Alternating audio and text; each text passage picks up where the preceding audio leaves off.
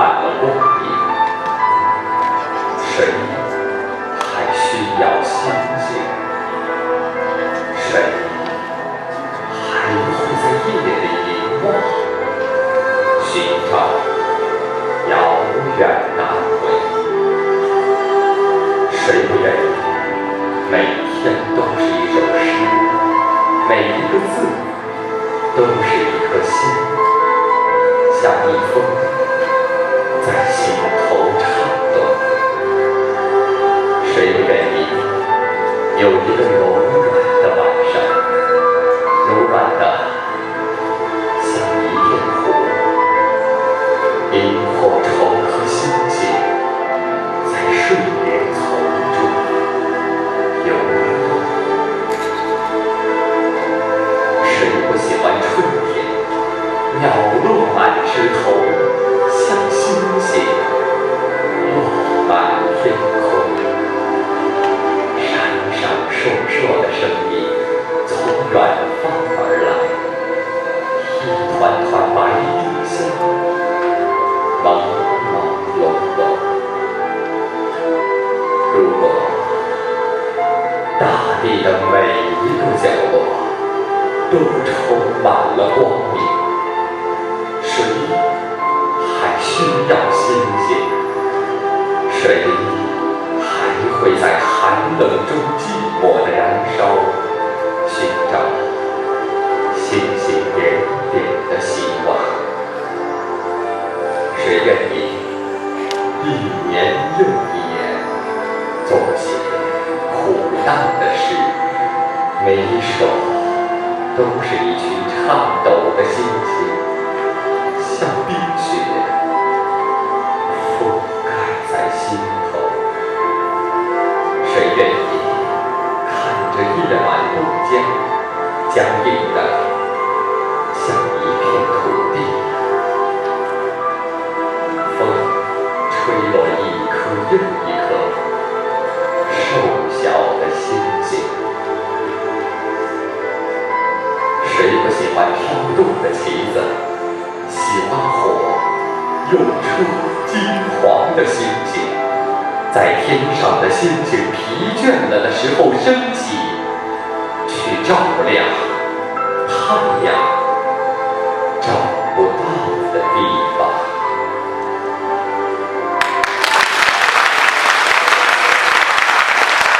其实今天我站在这儿，相信在台下是有那么一些朗诵爱好者的，也有可能我站在这儿，很多人就会觉得说，哎，张明站在这儿了，可能就是要开始朗诵了。但是很多人就会心里冒出来说，朗诵到底是什么？因为可能在咱们一个学校，咱们这样一个没有播音主持专业的一个学校里面，很少人会提及这两个字。提及的话，有可能是咱们学校的很多朗诵比赛，但是要是真正的让我们去解释什么叫朗诵，其实就连我也不清楚到底该如何定义这两个字，因为我也一直在探索。不知道有很多在台下的观众是不是像我一样对这个是特别感兴趣的？我把它叫做一个听起来比较高端，但是确实又那么贴实际的4个字，叫有声语言。我把朗诵叫做有声语言的艺术。谈谈我的经历，其实很多人奇怪说，为什么张明这么执着于朗诵和主持？其实一开始，我只是一个很普通的国际贸易专业的一个学生，和台下很多听众一样，没有任何的这方面的基础，也可能是我高中的时候学过一些播音主持专业，可能比大家那么稍有一点点对这方面的了解。但是一开始到大学里面，我大一的时候，一定是跟大家都一样的，是对这个朗诵，也就是有声语言艺术，真的是一点基础都没有。我记得我刚刚进入大学的时候，有这么一个朗诵比赛，是我第一次参加朗诵比赛，然后我心里特别忐忑。然后我这个学姐就跟我说，没关系，反正你才大一，就算你参加了之后，你看你获得不了什么成绩也无所谓，没有人会觉得你很丢人。然后我说行，试试吧，因为我觉得朗诵可能就是我声音特别好听，然后我字正腔圆的说着一口普通话，然后我把它念下来，哎，就可以了。然后抱着这样一个想法，我竟然还拿了个第一。我就觉得还挺神奇的，看来应该就是这个样子。但是后来我发现有一次偶然的机会，我在家里自己去录下来我这个朗诵去听，结果听到的这个结果真的是特别大失所望，因为我觉得可能我自己听到的内容真的衬不起大家来说我朗诵的好。以前我一直真的就是和大家可能很多人觉得朗诵就是我声音特别好听，我说了一口流利的普通话，我看似就是在上面朗朗上口着去说着一些东西，但是你要问我究竟朗诵了些什么，我还真不知道该如何回答你。但是我有一点是收获的，就是哪怕我努力的方向一开始可能是错的，我所认为的是错的，但是我去尝试了，我发现我迈出了这么一步之后，在朗诵这片天地里有属于我的一块土地。我发现我在这件事情尝试了之后，我是有收获的，于是我就不断的去参加各种朗诵活动，去看各种的书籍，我找什么呢？我找到底我该朗诵什么，到底我在朗诵这方面我该去往哪些方面去努力。然后我发现了2个字，这2个字我认为它是朗诵的生命，是我们有声语言创作，包括主持在内，包括演讲在内的是生命，叫做意境。听起来感觉很浮夸，然后我不断上网去找资料，发现他们都说意者是情与理的统一，情者境者是情与神的统一，很笼统，一开始摸不准头脑。然后我又去搜，发现了这样一本书，叫做张颂老师的朗读学，然后我去看它。张颂老师在提到意境的时候就说，我们应该有一个特定的艺术形象，然后所表现出来的艺术氛围和艺术情绪，把它给传达给观众，让观众有一种见在眼前而行之言外的这样一种画面。听起来是不是感觉听不太懂，太高端了？实际上是什么呢？实际上是我希望在舞台上抛开一切所有技巧的东西。有一句话我特别受用，是高中的时候我播音主持老师告诉我的，叫做技巧只是敲门砖，情感才是人生路。就是技巧这种东西，我开始努力的在舞台上把技巧全部都忘掉。我希望观众今天听完我的朗诵之后，不是说张光明的声音有多么好听，张光明的普通话说的有多么标准，张光明的断句、停连、重音放的有多么标准，而是我真正进入到了这个故事里，哪怕忘记了是谁在朗诵，你听懂了我想要告诉你的一个故事，你听懂了我想给你传达的一种诗的意境，这就足够了。这是我所理解的意境这2个字。然后我就去不断的翻阅各种书籍，中国播音学概论也好，张颂老师的朗读学也好，还有特别幸运的在今年10月份加入到了烟台市朗诵艺术家协会，然后跟一群老师们在探讨的一个问题，就是我上面打到的朗诵艺术中的气韵生动。听起来感觉还是那么的高端，其实一点都不高端，因为艺术这种东西源于生活，稍微高出一点生活。然后我就去不断的去寻找，我应该去怎样的状态去拿到一篇朗诵稿，不管是诗也好，还是故事也好，我该去如何的处理。我以前觉得朗诵呢，不就是站在舞台上特别夸张的歌颂我热爱我的祖国，这就叫朗诵。但是我发现其实不是的。我发现咱们中国的传统文化其实特别有意思，它往往有时候它不那么直接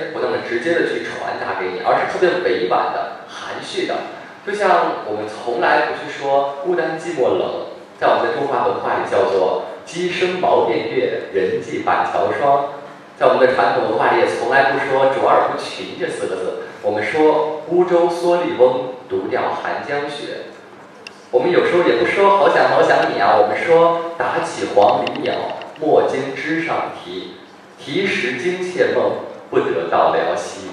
我发现其实我们的传统文化里传达给我们的很多东西，被今天的一些看似潮流的东西所冲击了。我们今天觉得可能在舞台上我今天不够夸张的呐喊，我就没有效果。我今天如果不在舞台上作出点什么幺蛾子来，我今天可能就是没有节奏。其实反而不是，在这条道路上，我就不断的去探寻，我说我究竟应该带给观众一些什么东西。然后我发现了一点，叫做设身处地。很多时候我有时忽略了我作为一个最基础的一个主观听众，我能不能真正欣赏到我自己的朗诵？有一篇稿件我特别喜欢，不知道在底下的很多同学有没有听过叫《青衣》这篇稿件？可能今天跟着我来的很多喜欢播音主持朗诵的一些同学有听过这篇稿件。这篇稿件讲了一件什么事儿呢？就是京剧爱好者，不能说爱好者，京剧演员小燕秋，他一生都在唱着一篇京剧，叫做《嫦娥奔月》。他把一生所有的努力都奉献给了这个嫦娥奔月。他甚至在20年前，在京剧奔月这选段惊艳4座之后，远离了舞台。然而很多年后他再回来，他宁可不让自己的学生唱任何一段，他也要把所有的连唱40场，这样坚持下去。但是有一天他发现他去晚了，他的学生代替他作为一个替补上了这个舞台上面唱了这个嫦娥奔月。他在幕后看着，发现不管是谁扮演这个嫦娥，只要在舞台上完美的呈现出来了，观众就会买账，观众不会记得说到底是谁去念的这段稿件。他发现自己原来是会被这个舞台所遗忘的，所以最后他就穿着一身薄薄的西装走到了这个风雪里，给天唱，给地唱，给自己的心中的观众唱。我认为这个是我所努力的方向，我想给观众传达出来的是我对艺术的这份追求和热爱。我认为这个才是最重要的。所以今年10月份的时候，我参加了山东省首届朗诵艺术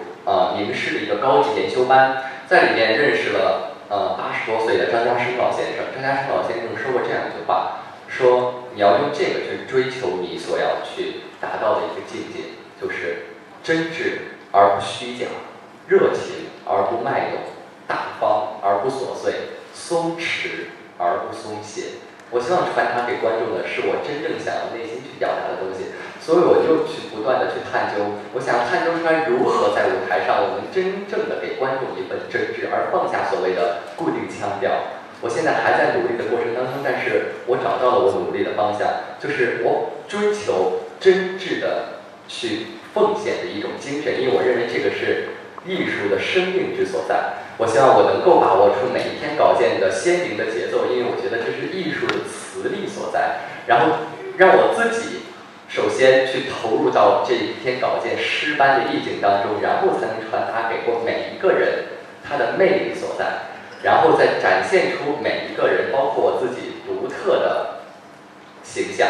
和我自己独特的一点，去征服每一个人。因为我觉得只要散发出你的独特魅力之后，你这个人一定是有征服力的。然后去不断追求自我，去以一个自我塑造出不同的自我，去充分融入出每一种，